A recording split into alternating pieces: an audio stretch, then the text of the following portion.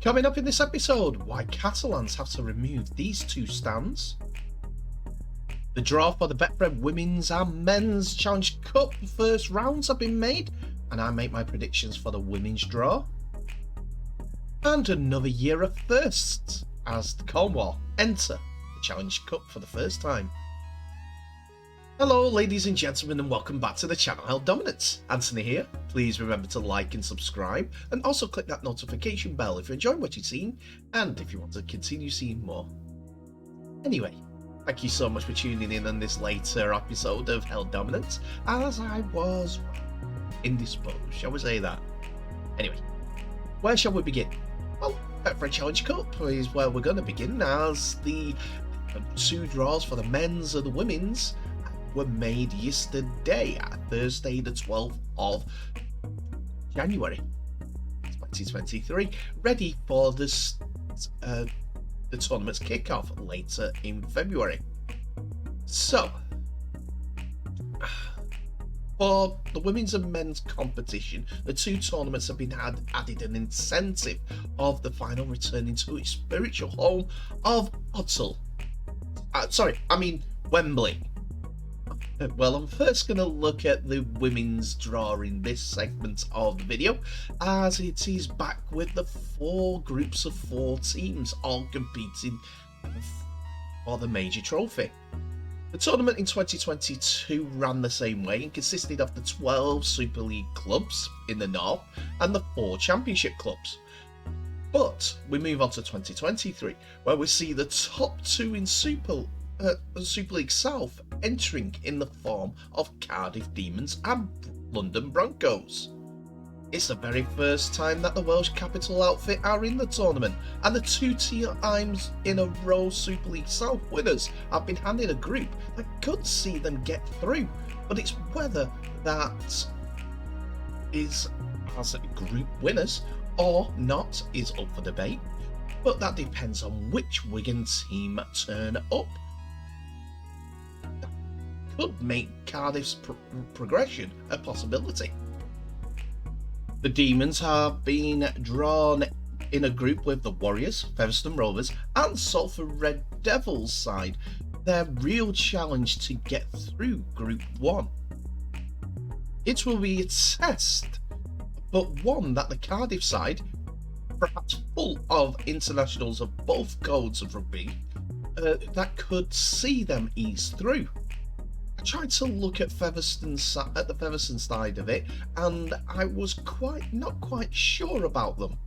Yes, they have a lot of experience, but the dynamism is not quite there from what I've saw in previous incarnations of the team.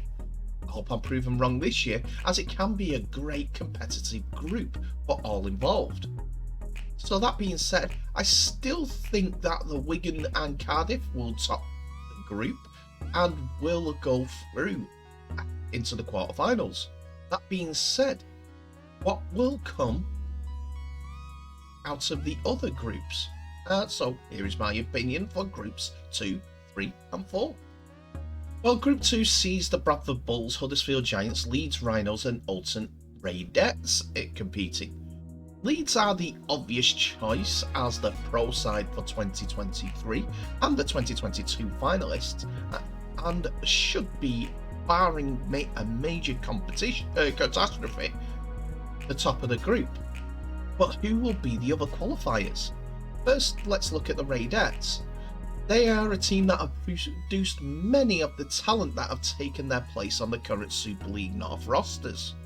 They have a tough group, but they recently beat Salford in the Championship Grand Final, 33 points to 14, which proves there is still a talented team in there. They are still, in my opinion, not up to the challenge of Huddersfield or Bradford yet, but those two are who I think will be battling for that second spot, which would likely be going the Bulls' way. The Challenge Cup holders, St Helens, find themselves in Group 3 with Warrington Wolves, Casper Tigers and the South Suffolk team, London Broncos. The Broncos have been in the Challenge Cup before, but with this year's format, there is a chance that they could be getting further into the competition than they have done before. With Saints possibly walking the group, their sights will be on winning the trophy to continue their quest of dominance for the whole of the UK game. But a second qualifying slot is open for any of these three teams. All are showing signs of progression, which means theirs is quite possibly the most even group of them all, apart from Saints. As you could possibly tell, my picks are Saints and London from Group 3. And the final and the fourth group of the Challenge Cup Round 1 will see Barrow Raiders, Hull KR, Lee Leopards, who are the former Lee Miners Rangers team in the Women's Super League North, and the York Valkyrie, formerly the York City Knights. Again, this should be a group where for the seeded team, while the rest is again battling for the second place. The seeded team is York Valkyrie, as they are the second professional team. The Robins are the team on the rise, like the men's team, as they have it's been in it a bit of time and effort has been putting in it, and they're on a quest to get better since the 2022 season ended. The restructuring of the Leopards could see them come out on top too, while Barrow are in the same boat as Featherstone, a nearly but not quite team. This is in my eyes, and this would see Lee come out as the fourth group's second place team. So from what I'm predicting, it would mean a quarterfinals lineup of Wigan, Cardiff, Leeds, Bradford, Saints, London, York and Lee, which will not only create an interesting quarterfinal draw, it will create a spread of teams across the country.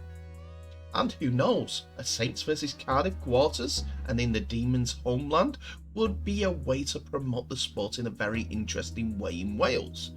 And the closest thing we would have come to for an all-in UK final, to see which league is superior, the North or the South. I'm just hoping for a good show, and with a bit of luck, we would rule out London versus Cardiff final at Wembley. We can all dream once in a while, eh? And I bet that those two teams are dreaming too.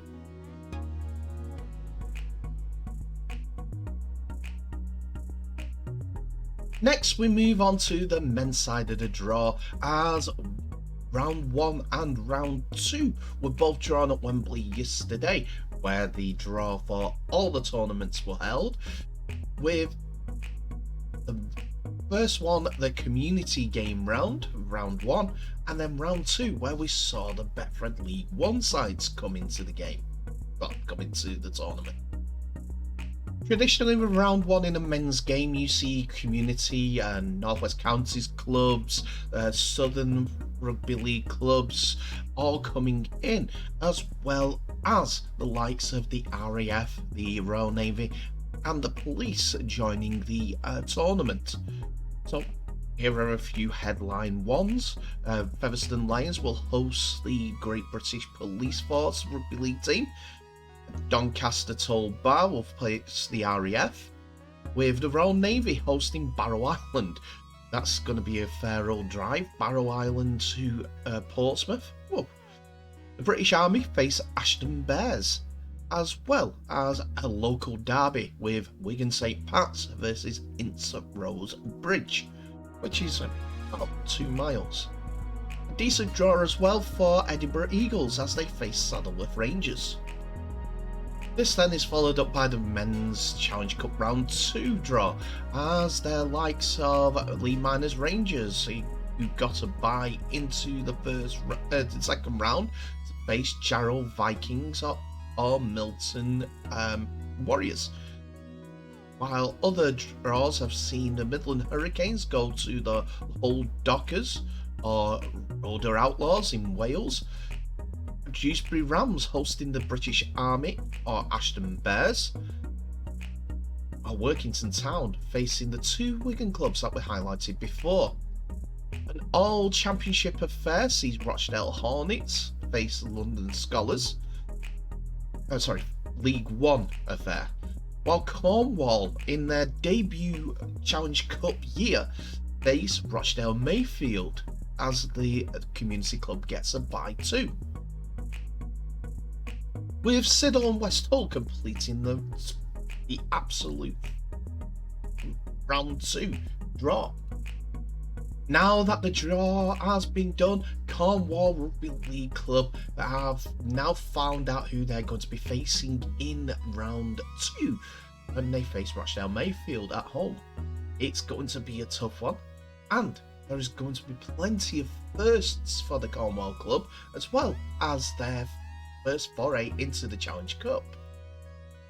When Jake Lloyd followed his family down from Leeds to Cornwall, the prospect of playing in the Challenge Cup seemed further away than the 340 miles between his hometown and where he now plays his rugby. But a couple of years on, Lloyd is preparing for the greatest club competition tournament in the world of rugby league with Cornwall's 13-man team. The Choughs will make their debut in the second round this year, 12 months after first being formed and playing a season in League One. I'd come down with the impression that my rugby league playing days were pretty much over, said Lloyd, who works as a barber in Truro, along with being the Choughs hooker. Cornwall RLFC was a bit of a lifeline, really. It came out of nowhere at the perfect moment, and everything fell into place at the right time, and he ended up playing rugby league again. Lloyd has experience of playing in the first round of the tournament before, having played twice for National Conference side Lee Miners Rangers, so 2023 will be a special whatever happens, as Cornwall, as a League One side, have a bye into the second round. It was not easy for Cornwall in the first season, that they won just one of their games out of the 20 against fellow strugglers West Wales Raiders, but the dream is to build on that in 2023, starting with a victory in the Challenge Cup. We're not here to build up numbers, we're here to do something this year, added Lloyd to BBC Sport.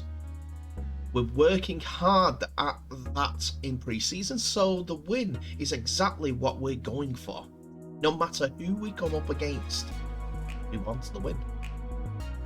Cornwall's debut will not only be the first for the club, it will also see the first time that Mike Abbott has taken charge of the side. A teacher from St Helens, he moved to Bodmin 7 years ago and has coached both league and union in his new home. So when he was approached to help the fledgling side last year, he jumped at the chance. And after former Widnes boss Neil Kelly left after a season in charge last October, Abbott stepped in as head coach. There's bucket loads of excitement about being in charge and leading them, Abbott's told BBC Sports also. Just to be at the start of something new, that is really exciting, and the Challenge Cup brings all the funny feelings with it. There's a bit of a knot in the stomach, the nerves around it, because you don't want the lads to get lost in the moment of it being what it is. You want them to enjoy it, but you want them to get the job done as well. So it's a fine balance. I don't want it to be the be all and end all, because I don't think your season can be over on game 1. But momentum wise, I don't think you can understate it, says Abbott. We've got a pretty big northern contingent down here now, and of the 22 at training, last night 13 of them from up north. So the southern boys appreciate what they're running into. But for some of the Cornish boys, it's amazing how much they know about it. They were really bought into the Challenge Cup. Take two. They've really bought into what the Challenge Cup is because they watch League. Not a lot of Union boys will admit to it, but some do admit they like watching it. So it's quite interesting. The Cornwall side first entrance into the Betfred Challenge Cup to see if they can compete with the community clubs at least, and then move on to championship teams or even another community side in round 3. That's going to be a tough one. And then some of the southern boys will take to the field against a community club, which they haven't done in League. They've done at League 1, but they'll be facing the fire and wrath and the end all and end all that we're going to beat you type of mentality from those community clubs. They will have to bring it. They won't give them a minute apiece. All about scoring rugby league for the community clubs. Defence, not an option. Win is. Cornwall will have to have a different mentality. They'll have to scrap for every single piece of territory throughout the entire game.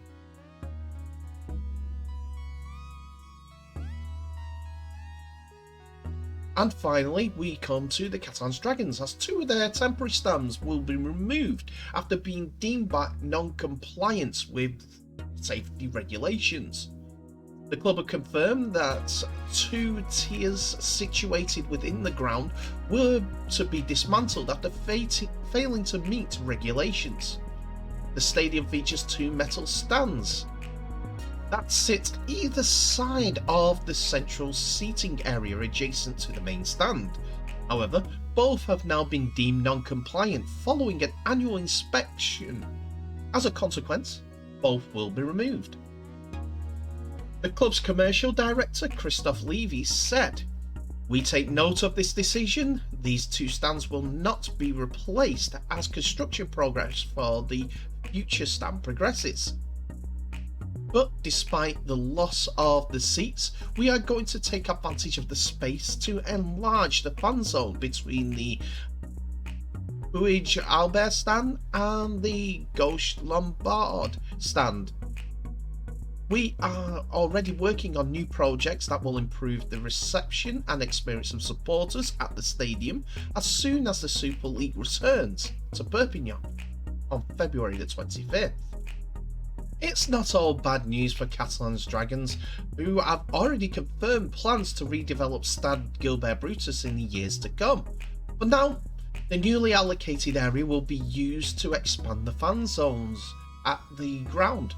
On the pitch, they'll be pushing for another playoff spot after finishing 4th in Super League last season.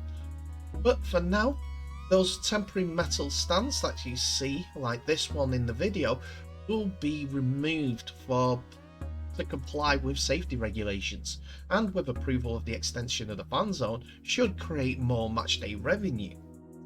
They may lose a few people coming in, but that doesn't mean a bad thing, as it will put into place, as we see with the stand to the left and the north stand, some very spectacular views from the stadium.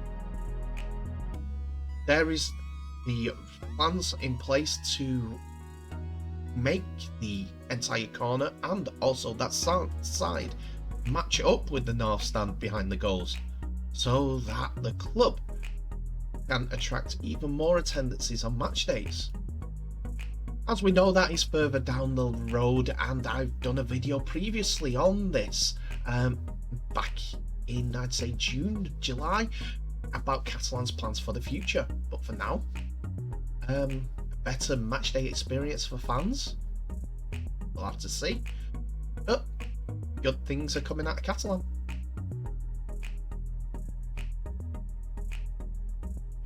And that's it for another episode, ladies and gentlemen. Thank you so much for watching. Please remember to like, subscribe and share this video worldwide, as well as clicking on that notification bell for any updates on new videos that may be coming your way in the near future. Tell me what your thoughts are on today's episode in the comment section below, as it's open for business, and please remember to be respectful.